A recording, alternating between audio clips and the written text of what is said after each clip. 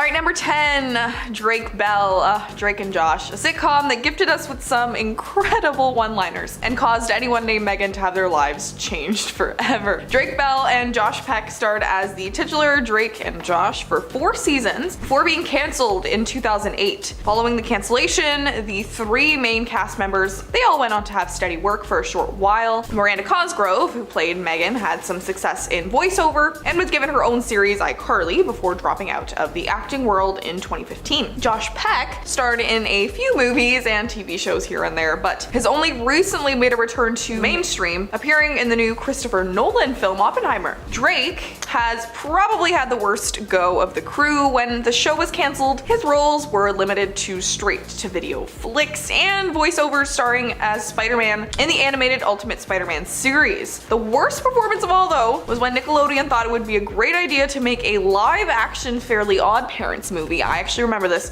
starring Drake as Timmy Turner. Needless to say, his status as a celebrity was gone at that point, but the nail was driven into the coffin in 2021 when Drake was sentenced to 2 years of probation and 200 hours of community service after it was revealed he'd been being a young fan for years. So if you see him in an orange jumpsuit cleaning graffiti off the wall, you'll know why. Alright, Jamie Lynn Spears at her number 9 spot. Jamie starred as the title character Zoe in the hit series Zoe 101 alongside fellow entry on this list, Matthew Underwood. Her time on the show was well received and made many fans excited about what she may film next. When the show was eventually cancelled in 2008, Jamie was at the center of a massive media rumor. The theory was that Zoe 101 was abruptly cancelled due to Jamie becoming pregnant with her daughter. The reality was that never happened. Jamie did get pregnant, but it was 6 months after filming had wrapped on the series, so the show was cancelled by the executives at Nickelodeon. For some reason, they felt the show was done and needed to be replaced by something new and more fun. And Jamie actually did have plans to continue her career on the silver screen, but like we said, 6 months into looking for work, a new job opportunity opened up and it would be the most challenging of all, the role of a mother. She decided to move back to Mississippi and gave up her career in film to raise her kid and be a star to,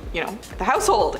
Now, it's not all missed opportunities, however, as Jamie is still remembered fondly as a musician, releasing several songs before 2010, and has recently been popping up at several country and rock festivals to lend her voice to the crowd, and many fans will be happy to know that not only there will be a Zoe 101 flick released on Paramount Plus this fall, but it stars the entire original cast, and a trailer is already out for us to enjoy. Perfect. Alright, number 8, Jake Paul. Jake Paul looted them all. News headline or Dr. Seuss title, I don't know, that's right. The famous YouTuber Jake Paul was briefly a Disney star in the early 2010s, appearing on a short-lived sitcom called Bizaardvark, and in 2020, Paul was involved in a looting that took place in Scottsdale, Arizona. A riot broke out in a mall, literally surrounded by police helicopters with lights and sirens, and Jake's reaction had people scrambling for their phones and cameras, but video footage was released by Paul himself, showcasing the events of the night. People were smashing windows and taking everything in sight, and while Paul posted a statement on Twitter claiming he had nothing to do with the riots and they were exclusively kind of observers of the event. But the video did show Jake intervening with looters in the mall, and of course groups were recognizing him almost immediately. And thankfully, the authorities stepped in to make their move on Jake, who told his fans, "No cap, that's tear gas, bro." Okay. Thank you. However, that was just the situation Disney needed to kind of finally fire the guy, according to Disney, and his reckless public behavior was very well known to them at the time, and there had been plans in place to simply address the issue and learn, but the following events in Scottsdale, well, kind of had no choice to cut ties with the performer immediately. He was charged with criminal trespassing, and his defense for the Scottsdale event was that he was documenting it as a, quote, public service. If I videotape my friend stealing a Star Wars mug from Hot Topic, is that also a public service? I don't know. Alright, number 7, Mitchell Musso. Mitch played Hannah Montana's best friend, Oliver Oken, on the hit Disney sitcom Hannah Montana. When the show was coming to an end, he began dominating the Disney scene. He was cast to voice Jeremy in Phineas and Ferb, playing one of the Ritual Kings and Pair of Kings, and something called Hatching Pete, which I vaguely remember watching, but this one I'm pretty sure I've kind of repressed. Now, he seems to be on track to follow Demi Lovato as the next big thing to come from Disney, and people think that about Demi Lovato, right? Fortunately, Unfortunately, his career came to a screeching halt in 2011 when he was arrested in Burbank, California. He neglected to slow down after being directed to kind of do so by police and pull over. The report said the moment the window was rolled down, it was like a cloud of something just drop kicked them in the nostrils, and he blew a BAL of 0.8, which for those who don't know means he was kind of gone. He was also forced to participate in a adult juice educational program and charged with driving under the influence. Kind of standard, but needless to say, it doesn't really go with Disney's vibe. So he was recast on Pair of Kings. His prank show, it was canceled, and he was basically blacklisted from Disney entirely. He had also been attempting to start a music career, but that also just kind of nosedived into the toilet. Now, if you'd like to find Mitchell these days, just go download one of his old songs. You'll be the first to do in a while, and I'm sure he'll find you. Alright, at number 6 we have Orlando Brown. That's So Raven, another series considered to be a part of the golden years, also known as the early 2000s of Disney. It starred Raven Simone as the titular character who had the ability to briefly see the future via unprompted visions. Now, I swear every time I explain a plot to an old Disney show, I question who was on what when they were pitched. The show had a stellar supporting cast, including Raven's best friend Chelsea and Eddie, played by Annalise Vanderpool, and Orlando Brown. Orlando's time as Eddie was received well with audiences, and he quickly became a fan favorite for not only his comedic abilities, but dramatic ability as well. Now, after Raven wrapped up its final season, Orlando's career, it took a bit of a turn. Surprisingly, he was being cast as a small side character or secondary characters with minimal screen time, so he never really got a lead after the show. In 2022, he appeared on Dr. Phil's talk show and opened up about his struggles mentally and financially. He also shocked audiences with his new look,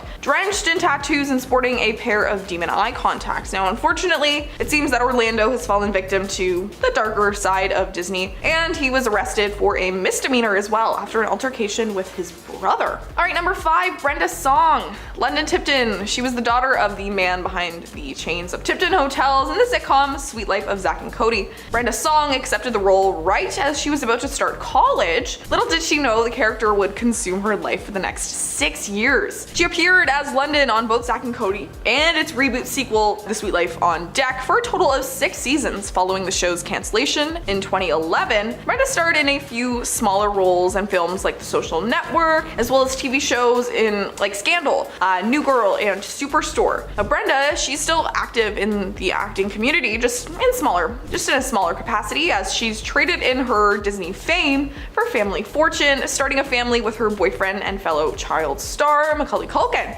Now, Richie Rich and London Tipton have a child together, and that's not a show, or not even a reality show. Brenda is slowly making her return to the mainstream as well. However, she has recently starred in a few Netflix and Hulu series, including the comedy series Dollface, where Brenda claims to have rediscovered her passion for acting. And here's hoping that inspires Disney to make another Wendy Wu movie, maybe?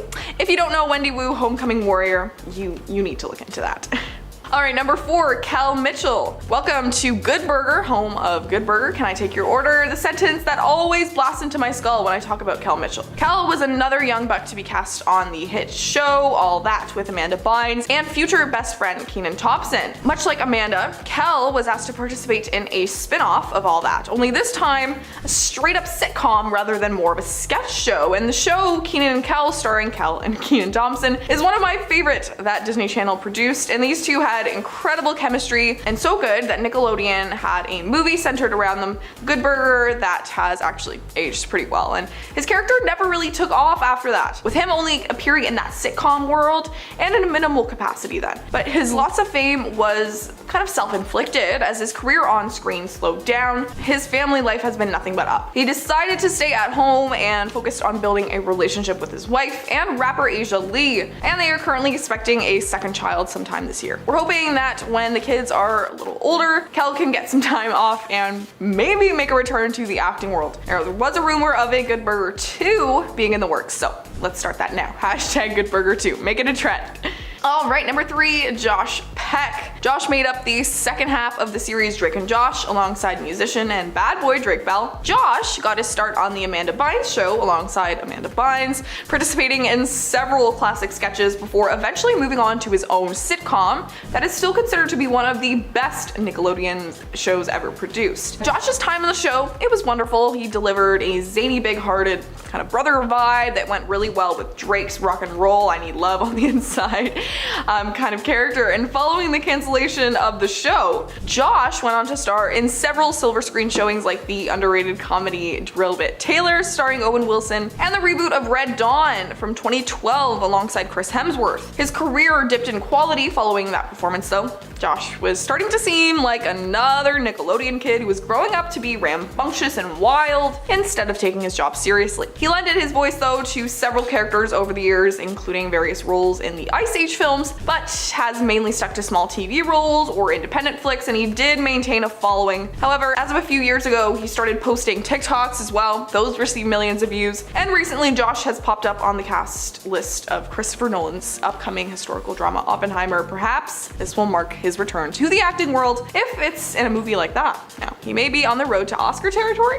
Alright, number 2, Amanda Bynes. Amanda, she got her lucky break on the Nickelodeon sketch series All That, essentially the Nickelodeon version of late night sketch show Saturday Night Live. It sported a stellar cast, including current SNL cast member Kenan Thompson, Drake Bell, and Lori Beth Denberg. Eventually, the producer decided to offer Amanda her own series. Her success only grew from there. The Amanda Bynes Show became one of Nickelodeon's most watched series, and she was picked up by several studios to star in non-Nickelodeon projects like She's the Man, Easy A, and Amanda took a hiatus, however, in 2013 following a very public breakdown. In 2018, she told fans exactly what caused this breakdown. Now, according to Amanda, she became addicted to the devil's lettuce at a young age. While it wasn't an addiction at first, more roles came more pressure and a kind of way to cope, and this eventually led her to more drastic substances. She also believed that she wasn't pretty enough anymore to be in films, and she took Adderall as a way to help her stay thin. In 2013, Amanda posted a series of bizarre tweets where she seemed to be insulting almost everyone she could think of. She called the former president Barack Obama ugly, clearly referring a character from the Amanda Show, but still. She was arrested and placed under psychiatric hold as she was accused of several hit and run incidents and was officially charged with reckless endangerment and criminal possession of some interesting herbs and spices. Her parents then placed her under a conservatorship until 2022 when she stood in front of a judge, healthier and better than ever, ready to move on with her life. The judge then said, okay, Amanda is free to go. Good luck, Amanda, then. Okay, there's a million kids who grew up with you, and we've got your back. Alright, let's end things off with number 1, Lindsay Lohan. Lindsay is a Disney star who actually never really appeared in a sitcom or TV series. She got her start acting at just the age of 3, starring in over 60 TV spots and commercials for brands like Gap, Pizza Hut, and Jell-O. She got her big break when Disney cast her to play 2 roles in the classic Disney family comedy The Parent Trap. She played twin sisters Hallie Parker and Annie James, who randomly met at a summer camp and discover their parents split up when they were babies following a divorce. The twins then hatch a plot to get mom and dad back together, and it's delightful, one of my favorites. Her career, though, only seemed to rise from there, starring in several cult classics like Freaky Friday with Jamie Lee Curtis and Mean Girls as the main character Katie Heron. Unfortunately, her career took a step in the wrong direction when she was arrested in 2007 for driving under the influence of a controlled substance, for which she served 84 minutes in jail. Yep, minutes. Some people spend years in jail. Lindsay, she got a warning there. Until 2022, her career kind of came to an abrupt standstill, but she not only seems to be better mentally, she's also under contract with the streaming giant Netflix to release a few rom-com flicks over the next couple years. So maybe her and Adam Sandler will make a Netflix multiverse. Now, I don't know how I'd feel about that, but we'll see where it goes. Starting off, we have Madonna. Now in 2015, Madonna was in Manchester for her Rebel Heart tour, but fans were left unimpressed as they kept waiting for the star. Doors opened at 6:30 p.m. with Madonna expected to start her show at 9 p.m, but fans were soon tweeting about their long wait after they were reportedly told that the concert wouldn't end until 11:30 p.m. Now Madonna was defending her lateness though when she did eventually make it to the stage, launching an angry rant after being booed. "I don't like to be late, by the way. I'll alright? And all you blanks who keep complaining about it can shut the F up, she shouted.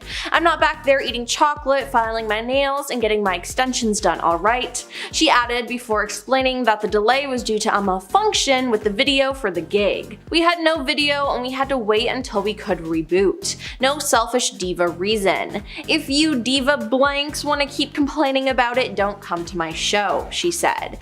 Now, some concert goers reportedly walked out of the show before Madonna even took the stage, with many angry about the late finish and worrying about being able to get home from the venue. Now, besides this, Madonna has been known to push people out of her way when passing by, and she asked Peter Andre, a supporting act during her Australian tour, "Am I supposed to know you?" And Cher has gone on record to confirm Madonna was extremely rude when she was invited to Cher's home with her then husband Sean Penn. Next is Chevy Chase. Chevy Chase has garnered a reputation for being difficult to work with, as there are countless accounts about him being disrespectful to coworkers, so it shouldn't be that shocking to hear that he's been rude to fans. Actor and comedian Rob Huebel was a longtime fan of Chevy and recounted an experience he had when meeting him for the first time. Chevy was sent to perform with Rob's theater improv group on one occasion, and Rob approached the actor for an introduction and told him about how he was such a big fan. Now, any normal person would be appreciative and thank the fan, but oh no, how did Chevy respond? Well, he slapped Rob. Yep, he tried to make a joke out of it and said, "Can't you see I'm talking to somebody, kid?" But regardless, if he was interrupted and was talking to someone, slapping someone, especially someone who adores you, is just not the move. Now let's talk about Gwyneth Paltrow. Gwyneth Paltrow has her own company called Goop, which is a wellness and lifestyle brand. In 2019, Goop had a UK wellness summit where fans paid $6,000 to meet her. Now that's just an insane amount to begin with, but with paying that much, you'd assume that you'd have a really good experience, right? Well, not for these fans. Those who attended said that Gwyneth hardly made appearances, and when she did, she was surrounded by security. One attendee said Gwyneth acts like she's a health goddess, but actually she's a pretentious, greedy extortionist.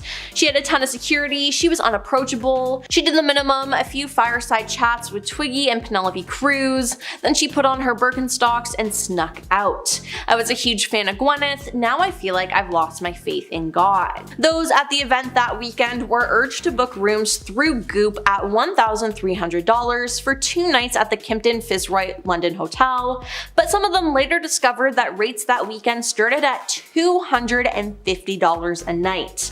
Now, safe to say that a lot of fans felt scammed and betrayed, and I can't blame them. On to Adam Levine. As recently as February 2020, Adam Levine expressed remorse over unprofessional behavior during a concert in Chile. Fans could have called him a jerk for not giving his performance the attention it deserved when he and the rest of Maroon 5 took the stage 15 minutes late for their slotted show, but they didn't. They were happy. But then Adam called out fans for singing along to the band's songs. Yeah, he didn't want them to sing at a concert. But that's not the only criticism fans have of Adam. On Quora, one user posed the question, who are the biggest jerks in music? And the answer surprised many of Maroon 5 and Adam Levine's fans. One critic noted that early on in Maroon 5's initial days of fame, Adam made rude comments about a fan and even his current girlfriend. Adam was giving out autographs, and he allegedly told a fan that he didn't give autographs to ugly chicks. Though what he said and how exactly he said it can't necessarily be confirmed, many commenters agreed that it sounded a lot like the Maroon 5 frontman's personality. Now, I've also heard firsthand that at a meet and greet, he called a woman fat. Now that is just plain rude. It makes me so angry that he thinks he can treat not only his fans, but women this way. Now we have Justin Bieber. Justin Bieber grew up in the spotlight, and although he has a lot of fans, he also has a lot of enemies. He's known for canceling meet and greets and acting erratically in public. When a few fans straight up asked him for a hug, he refused. Now he reportedly spat on fans who were beneath his hotel room, although his representative claimed that he didn't spit on anyone and that there were no fans below the balcony. Then one time when a fan tried to snap a selfie with Justin, he told her that her lack of respect made him sick. Now he also yelled at fans for talking during a 2016 concert. And more recently, on December 5th, 2022, Justin and his wife Haley were seen walking to their vehicle in New York. While walking to their van, there was paparazzi and a fan there. The fan was holding a paper and pen wanting Justin's autograph and said, "Will you make me the best grandmother ever?" Now in a rude tone, Justin replied, "That's not going to happen today," and proceeded to get in the car. Safe to say, Justin isn't grateful for all the love he's received over the years from fans. Then there's Ellen DeGeneres. Ellen DeGeneres has been exposed for not being as happy and bubbly off-screen as she is on-screen. In 2021, she announced that her talk show was coming to an end after almost 2 decades on the air. News of her departure came after staff members reported a toxic work environment. Employees said they were fired after taking medical leave or bereavement days to attend family funerals. Others said they were also instructed by their direct managers not to speak to Ellen if they saw her around the office. It's also said that Ellen only appears to be bubbly and down to earth on camera, but backstage she is demanding and rude to her staff. Now, a few have even quit because of her behavior, because apparently she explodes at staffers over the tiniest things. Now, more recently, clips have been circulating from her show where she mistreated her guests, the most notably being in 2008 when Mariah Carey was on her show, and Ellen pressured her into confirming her rumored pregnancy by encouraging the singer to drink champagne. Mariah tried to politely decline the drink offer and then pretended to take a sip, leading Ellen to exclaim, "You're pregnant." Now, Mariah spoke out about how uncomfortable this made her feel, as she wasn't ready to announce her pregnancy. Now sadly, Mariah had a miscarriage, which made looking back on that memory on the show even more painful. So yeah, people don't like Ellen. Moving on to James Corden. In 2022, James Corden received a temporary ban from a New York restaurant because of the way he treated staff. The owner, Keith McNally, took to Instagram to publicly announce the ban to his 88,000 followers, saying that James Corden was the most abusive customer to my Balthazar servers since the restaurant opened 25 years ago, and going on to share 2 managers' reports from when Corden had visited. Now, the most recent was from October 2022, and it explained how Corden had reacted to the restaurant making a mistake with his wife's order, saying James Corden began yelling like crazy to the server, "You can't do your job, you can't do your job, maybe I should go into the kitchen and cook the omelet myself." Honestly, James, maybe you should have, and then you'd understand what it's like to work in a fast-paced, high-end restaurant. Next up is Chrissy Teigen. Chrissy Teigen was arguably most famous to those in the Twitter sphere for her honest, witty observations and jokes, often leveled at the widely criticized political figures. Now, she's gained a multi-million following over the last few years. One of the people who Chrissy had leveled her tweets at years before revealed the dark side to the star's online habits. Courtney Stodden said they first met the model when they were 16 years old, after marrying coach Doug Hutchinson, who was 34 years their senior. Courtney was considered the butt of the joke among others, and Teigen directed her barbs straight at the reality star. In May 2021, Teigen made a statement about the controversy. "Not a lot of people are lucky enough to be held accountable for their past BS in front of the entire world. I'm mortified and sad at who I used to be. I was an insecure, attention-seeking troll. I'm ashamed and completely embarrassed at my behavior, but that's nothing compared to how I made Courtney feel," she wrote on Twitter. But hey, at least she was able to admit to it, but what she did was terrible. Then there's Jon Hamm. Kathy Griffin has been quite outspoken about her encounters with rude celebrities and isn't shy about calling them out. In her book, Kathy Griffin's Celebrity Run-Ins, My A to Z Index, she explained that Jon Hamm is one of the rudest people she's ever met. "You'll never convince me to like Jon Hamm," she wrote. "The vibe I've always gotten from him is cold and somewhat disrespectful towards me. I'm suggesting he's one of those hot guys who's mildly funny, but actually thinks he's comedian level funny." Now, she recounted a time where he showed up at a dinner party and said, "Hammy showed up, he even said to me, 'What are you doing here?' I said, 'What are you doing here?' And later on, when she was talking to fellow actor Jack Nicholson, an intoxicated John reportedly started whispering in her ear. First it was, 'You know your Emmy isn't a real Emmy,' and then he whispered, 'You're so old.' Now, that's just strange behavior all around." And finally, we have Christian Bale. Christian Bale has a bad temper. An audio recording leaked in 2009 of Christian having an outburst towards cinematographer Shane Hurlburt on the set of Terminator Salvation. Now in the audio, he is heard yelling at Shane, who supposedly distracted the actor during a scene as it appears that he walked in on the shot. Christian became enraged, hitting Shane with F-bombs as well as threatening to smash his lighting equipment. During a part of the clip he says, "You are trashing my scene, you do it one effing time, and I ain't walking on this set if you're still hired." Then Christian's former assistant came out with a book and said that Christian is often awful when fans approach him. He'd reportedly lecture little girls about being rude and intrusive until tears streamed down their faces and their parents tugged them away from our table, he said. Also, when another fan sent him a letter at his house. Number 10. Kell Mitchell. "Welcome to Good Burger, home of the Good Burger, can I take your order?" That sentence always blasts into my skull when I talk about Kell Mitchell, and I really hope it's the same for you. Kell was another young buck to be casted on the hit sketch show All That with Amanda Bynes and future best friend Kenan Thompson. Much like Amanda, Kell was asked to participate in a spin-off of All That, only this time he was in a straight-up sitcom rather than a sketch show. The show Kenan and Kell, starring Kell and Kenan Thompson, it's one of my favorite shows that was ever produced by the Nickelodeon channel. These two had incredible chemistry, so good that Nick backed a movie centered around their Good Burger sketch that has actually aged pretty well. His career never really took off after that, with him only appearing in the sitcom world and in a minimal capacity at that. But his loss of fame was self-inflicted. As his career on the screen slowed down, his family life had been nothing but going up. He decided to stay at home and focus on building a relationship with his wife and rapper, Asia Lee, and they are currently expecting a second child together sometime this year. Here's hoping that when the kids are all a little older that Kell can finally take some time off and make a return to the acting world for good. There was a rumor of a Good Burger 2 being in the works, so I don't know, let's start that now. Everybody, hashtag Good Burger 2, make that trend. Number 9. Miranda Cosgrove. Miranda may have rose to Nickelodeon stardom when she played the titular Carly on the show iCarly, but she got her first big role starring alongside Jack Black in the classic comedy School of Rock. During her time with Nickelodeon, she not only played Carly, but she also played the mischievous little sister Megan in the sitcom Drake and Josh. There's a neat little fan theory about that, but I won't get into it right now. Following the end of iCarly, Miranda seemed to disappear from the world of acting entirely, apart from lending her voice to the character Margot in the Despicable Me franchise. The reason being is she decided to go back to school. She used her iCarly cash to fund a degree at the University of Southern California, where she initially took film studies, but eventually shifted her focus to a major in psychology. She put her talents on pause, but following her graduation and her recent return to sitcom world, iCarly was revived for Paramount Plus last year. She's still not famous per se, but it is cool to see Miranda on screen again after so many years away. Number 8. Drake Bell. Drake and Josh. A sitcom that gifted us with some incredible one-liners and caused anyone named Megan to have their name screeched in their face in frustration.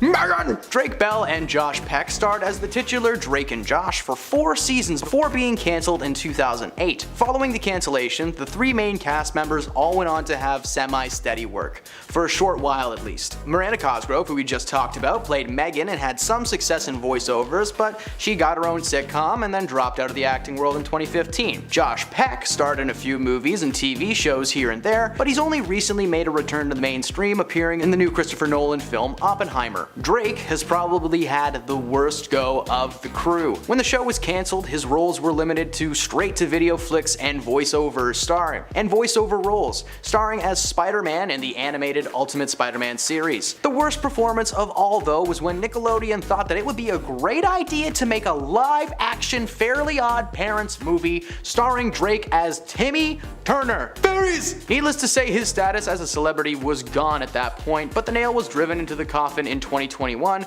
when Drake was sentenced to 2 years of probation and 200 hours of community service after it was revealed that he had been grooming a young fan for years. So if you see him in an orange jumpsuit on the side of the road or like cleaning graffiti off a wall, now you know why. Number 7.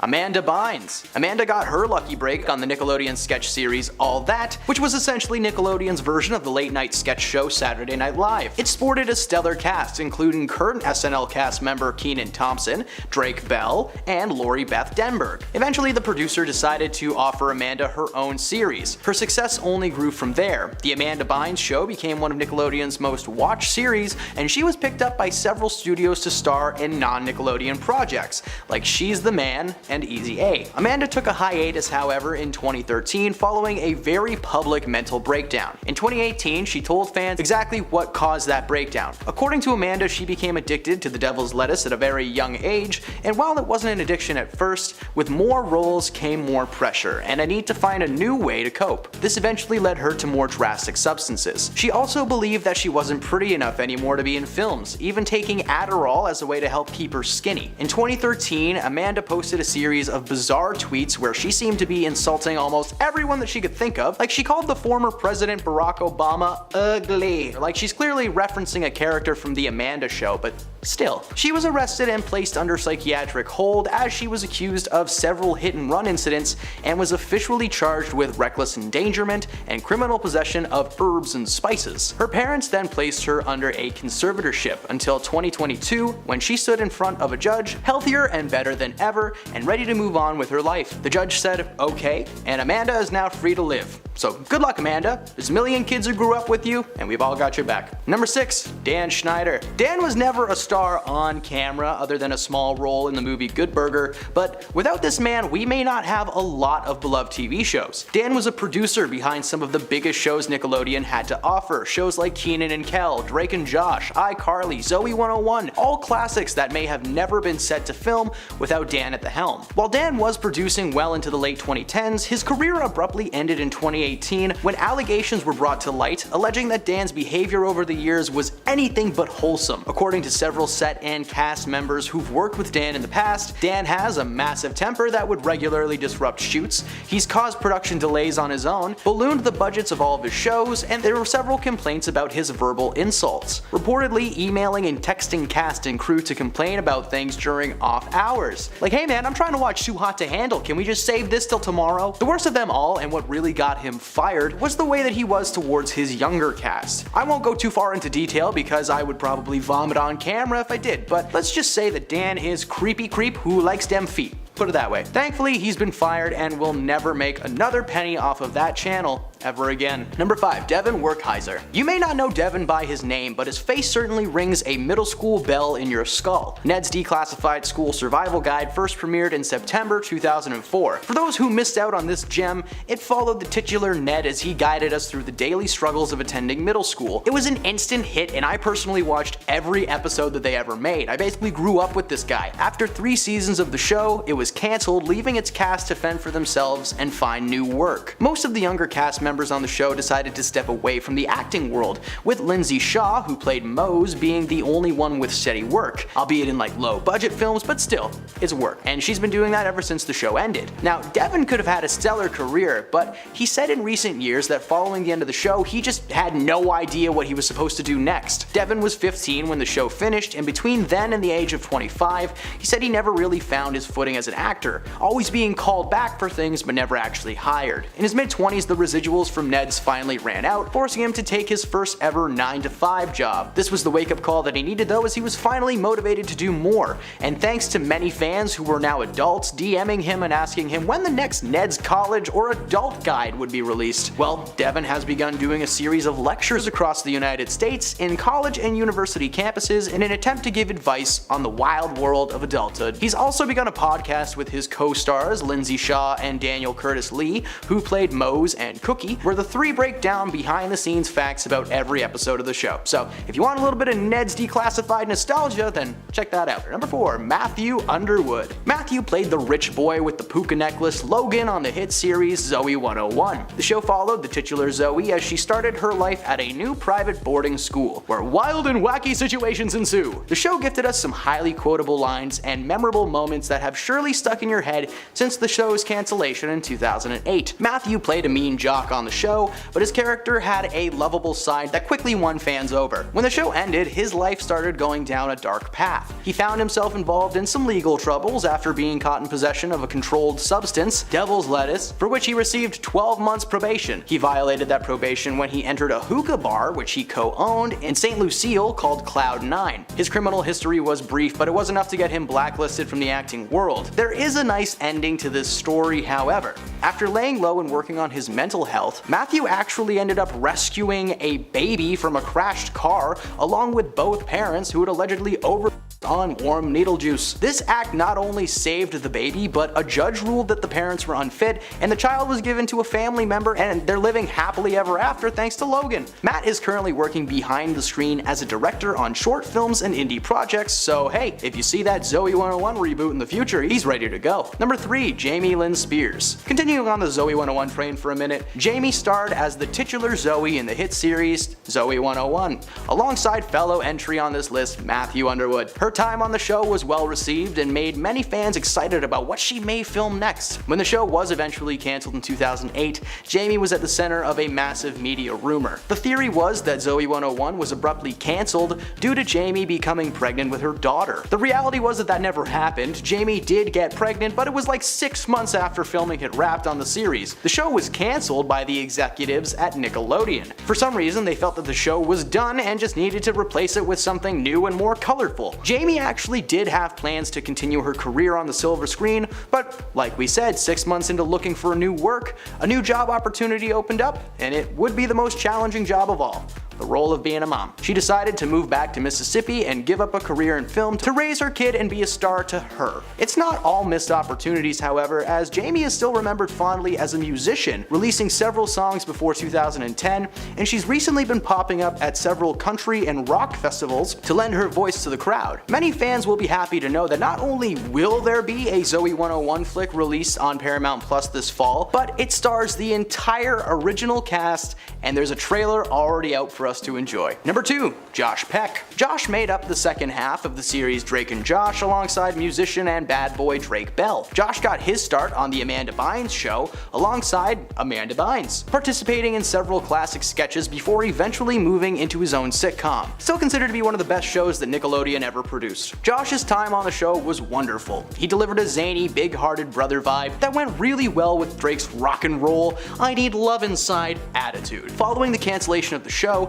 Josh went on to star in several silver screen darlings like the underrated comedy Drillbit Taylor alongside Owen Wilson and the reboot of Red Dawn from 2012 alongside Chris Hemsworth. His career dipped in quality following that performance, however. Josh was starting to seem like another one of those Nickelodeon kids who was growing up to be a rambunctious and wild man instead of actually taking his job seriously. He lended his voice to several characters over the years, including various roles in the Ice Age films, but he's mainly stuck to small TV roles or indie flicks. He did maintain a following, however, as a few years ago he started posting TikToks that received millions of views. But recently, Josh has popped up on the cast list for Christopher Nolan's upcoming historical drama Oppenheimer, so perhaps this will mark his return to the acting world, and if it's in a flick like this, well, he might be on the road to Oscar territory. And at number 1, Nat Wolff. Nat Wolff and his brother Alex were the stars of the short-lived Nickelodeon series The Naked Brothers Band that premiered in 2007 following the success of the original Nickelodeon movie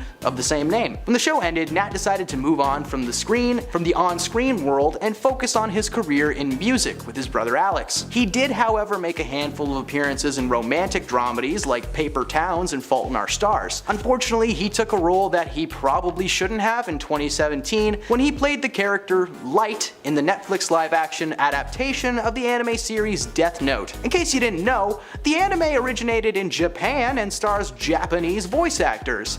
There is not a single actor of Japanese origin in the live-action flick, and Nat's performance was seen as nothing more than another example of Hollywood whitewashing for streaming services. He received a large amount of backlash from fans of the show and dropped out of the acting scene overnight. It wasn't until this past year that he reappeared on the small screen. Nat has been cast to play the love interest to Joe Exotic, Trevor, in the Peacock series Joe vs. Carol, a show based on the popular Netflix docuseries Tiger King. While that show hasn't really garnered the popularity that it really should, seeing Nat make a return to the scene is awesome. And as a fan of his show back in the day, I am hoping he collaborates with Alex for a horror film. After seeing Alex star in the 2017 horror pick Hereditary, it's like the only thing I can think about when I see these two.